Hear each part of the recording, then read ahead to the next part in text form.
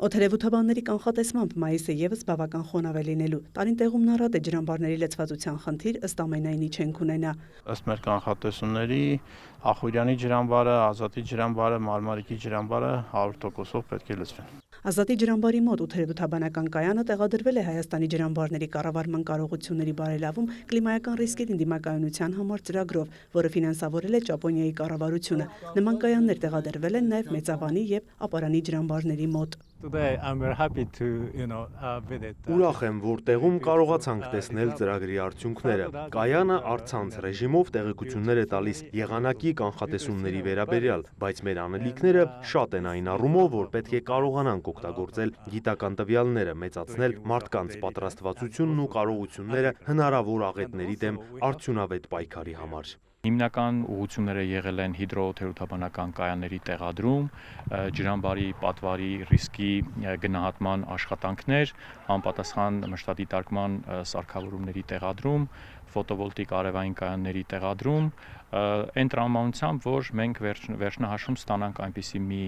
համակարգ, որը 50 տարվա այս ջրամբարը կարողանա դարձնել ավելի արդիական։ Ազատի ջրամբարը շահագործման է հանձնվել 1976-ին, ամբողջական ծավալը 70 միլիոն խորանարդ մետր է, գարնանվարարումները նոր են սկսվել, ջրամբարում այս պահին կա 50 միլիոն խորանարդ մետր ջուր, անցած տարի մայիսի 30-ին Ազատի ջրամբարում 68 միլիոն խորանարդ մետր ջուր է եղել, որը եղել է առավելագույն լցվածությունը, ակնկալվում է, որ այս տարի ջրամբարը ամբողջ ծավալով կլցվի։ Այս տարի կունենանք ջրամբարների և թող մի քիչ առաջ ընկնեմ նաև նշեմ Սևանա լճի այնպիսի լցվածություն, որը չենք ունեցել վերջին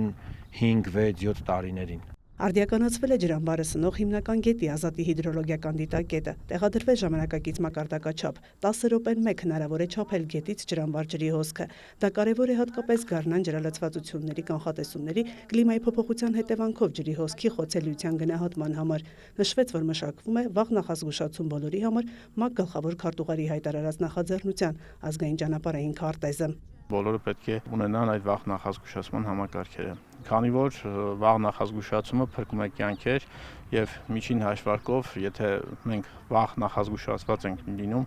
վնասները եւ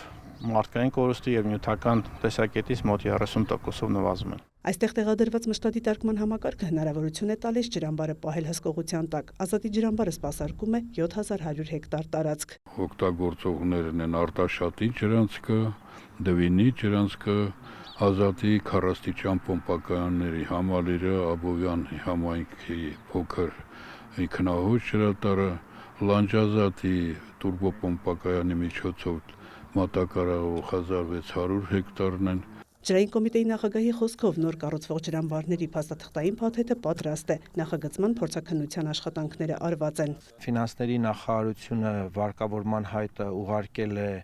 վերակառուցման եւ զարգացման եվրոպական բանկին, հիմա Վզեբում տեղի ունենում հայտի վերլուծությունը, ավարտին մենք արդեն կունենանք մրցույթներ, արդեն կսկսենք մրցույթները։ Դա տեղի կունենա այս տարվա վերջին։ Ունենանք 5 ջրամբար, որից 3-ը նախնական փուլով, առաջին փուլով կանենք եւ հետո երկրորդը։ Այդ նպատակով կներդրվի 40 միլիարդ դրամ։ Մայա Խաչատրյան, Արտակ Գևորգյան, լուրեր։